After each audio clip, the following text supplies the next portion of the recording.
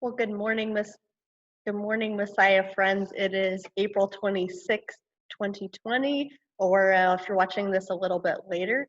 This is Miss Abby coming to you from our sanctuary here at Messiah Lutheran Church to do this morning's Sunday school lesson.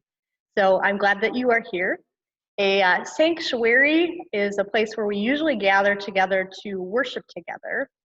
A sanctuary is also a sacred or holy place. It's also known as kind of like a safe place, some place where we can come together and feel safe. And so this morning, our Sunday school theme focuses on how God cares about our problems and provides. And so we figured a sanctuary or a safe place is a good spot to talk about that and to look at that. And we're going to be focusing in on one Bible character in particular who found out that God cared about the problems that they were facing and provided for them. So we're going to take a look in our Bibles, but I'm going to give you a little bit of the backstory if you're familiar with the character of Ruth. And Ruth was a younger woman. She had a mother-in-law named Naomi, and in sort of a tragic occurrence, Naomi's husband died, and so she was left a widow. And then her two sons died, and so Ruth and Orpah were widowed at kind of a young age. And Orpah went back with her family, and the young woman Ruth decided rather than going home to her family, to her parents, to what was likely to be a little bit more of a stable situation, she decided to travel with her mother-in-law, Naomi, back to where Naomi's family was from, back to her origins, and kind of signed on to be a foreigner, signed on to care for a woman that wasn't her direct family, was her mother-in-law, and just took on the role of trying to take care of her and provide for her. And so kind of gave up some safety and security and comfort, and knew she was already facing a rough time as somebody without a husband in that particular culture in that time, and decided to do that to care for somebody else. And so we're going to see how God took care of and cared for the problems of Ruth and Naomi, and then provided for them. So if you want to pause the video while you grab a Bible, feel free to do that. We're going to take a look at Ruth chapter 2.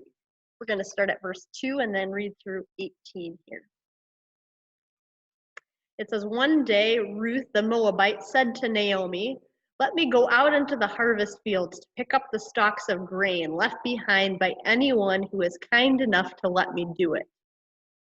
Naomi replied, 'All right, my daughter, go ahead.'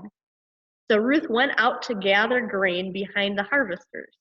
And as it happened, she found herself working in a field that belonged to Boaz, a relative of her deceased father-in-law, Elimelech.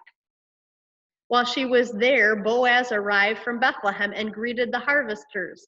'The Lord be with you,' he said. 'The Lord bless you,' the harvesters replied.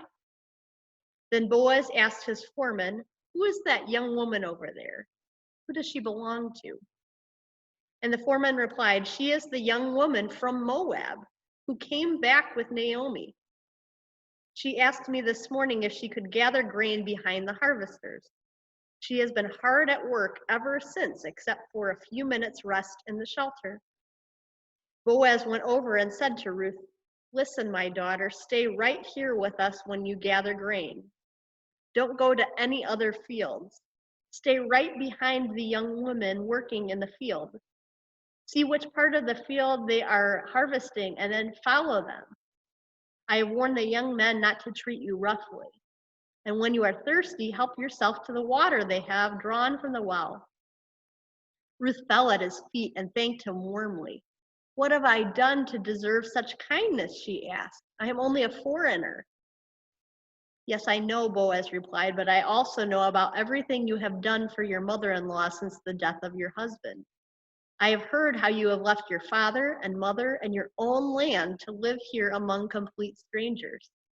May the Lord, the God of Israel, under whose wings you have come to take refuge, reward you fully for what you have done.' 'I hope I continue to please you, sir,' she replied. You have comforted me by speaking so kindly to me, even though I am not one of your workers." At mealtime, Boaz called to her, "Come over here and help yourself to some food. You can dip your bread in the sour wine." So she sat with the harvesters, and Boaz gave her some roasted grain to eat. She ate all she wanted and still had some left over. When Ruth went back to work again, Boaz ordered his young men, "Let her gather grain right among the sheaves without stopping her, and pull out some heads of barley from the bundles and drop them on purpose for her. Let her pick them up and don't give her a hard time." So Ruth gathered barley there all day, and when she beat out the grain that evening, it filled an entire basket. She carried it back into town and showed it to her mother-in-law. Ruth also gave her the roasted grain that was left over from her noon meal. Well, that's a pretty amazing story, pretty amazing occurrence in the Bible where God saw a need and provided. He used a man by the name of Boaz, somebody that was a believer, was somebody that was a follower of God. And Boaz saw a need, and he did what he could to help meet it. Ruth had given up a lot to serve and help her mother-in-law, and God saw what she needed. She needed food. She was going around trying to pick up the scraps of whatever was left over from the farmers. And not only did she glean that, but they were, Boaz and the farmers were kind to her, leaving her a little bit extra, sharing their lunch with her.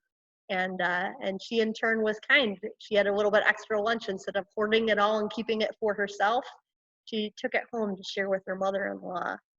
And so they were both blessed. God saw that they were struggling just to survive, and saw their needs and their problems, and he provided. He used Boaz to do it, but he provided for their physical needs.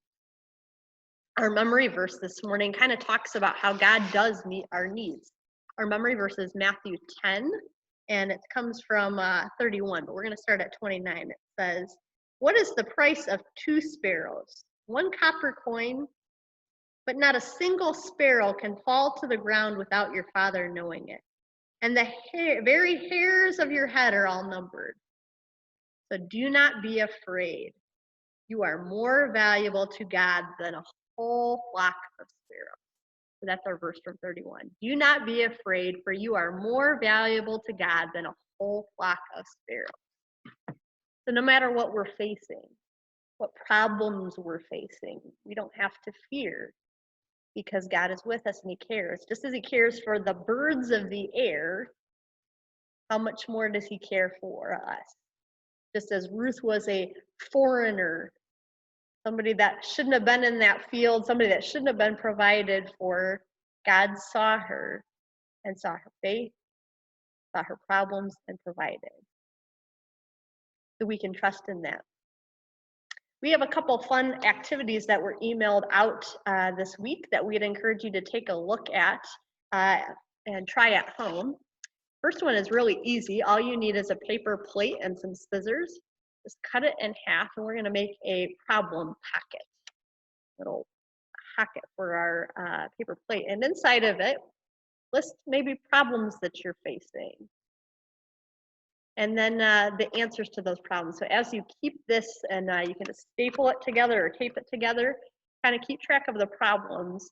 And it's a good way to go back and revisit and look at, in the future, what were some problems that you were facing and how God met and provided in those circumstances. So I'd encourage you to try the prayer pocket thing at home. That's a great activity regardless of your age. And if you've got maybe younger ones at home, if you want to kind of work on that memory verse, that don't be afraid, you're more valuable to God than a whole flock of sparrows.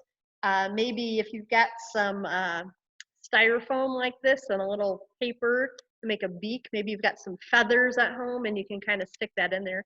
But we realize that's kind of, that would be a great way to make that bird, but those supplies might be kind of hard to come by, and we don't want you to have to rush out and get more supplies than you already have on hand. So another option to make a little sparrow is to draw or print one out on paper like this, and then just using what you already have around, maybe some yarn, or maybe you have some birthday ribbon, or Christmas leftover Christmas ribbon that you're going to use for anything else, you can cut that and maybe kind of cut it into some strips here to make some feathers. There we go. Cut some feathers and either glue or tape them on there, and you can put your theme verse on there so that we've got, as God cares for the birds of the air, he also cares for us. That would be a great way. Another maybe practical thing to try at home this week is to be seeing how maybe you can be a Boaz. Where are some problems that you are seeing in your neighborhood, in your family, in your community? Something that maybe you could be the kind of person that is helping with that. In our Bible reading this morning from Ruth, her and Naomi's need was food. And we're collecting canned goods and non-perishable foods. We have a box right outside of our church office, and you can drop food off there anytime without having to have any contact or interaction with anybody else. And maybe you want to start that in your own neighborhood. Maybe you want to put a bin together and put some items in it and encourage people that need it to take it, or to collect it and get your neighbors in on it. And then if you don't have a place to take it, you can bring it back here to church, and we could take it over to the local food banks that we're partnering with that are going to be reopening to meet some people's needs next week. So that could be a fun way. But maybe you see some other kind of need. Somebody needs a listening ear. They need a word of encouragement. Ruth commented on how much she appreciated Boaz encouraging her too. Maybe somebody just needs a kind word or a smiley face or a note or something like that. So we know that God sees our problems and provides for our needs because he's already provided for our greatest need in Jesus. We've got our cross back there to remind us that God has already taken care of the biggest problem we have of sin and given us his love and forgiveness and promise of heaven. And now he invites us to be a part of that, part of his followers, of seeing problems that people have and helping to provide for people with facing those problems so that we can point to him. So thanks for joining me for this morning's Sunday school. I hope you'll take a chance to look at those activities and maybe read those scriptures a little more in depth this week. And we'll look forward to seeing you again next week. Goodbye, my friends.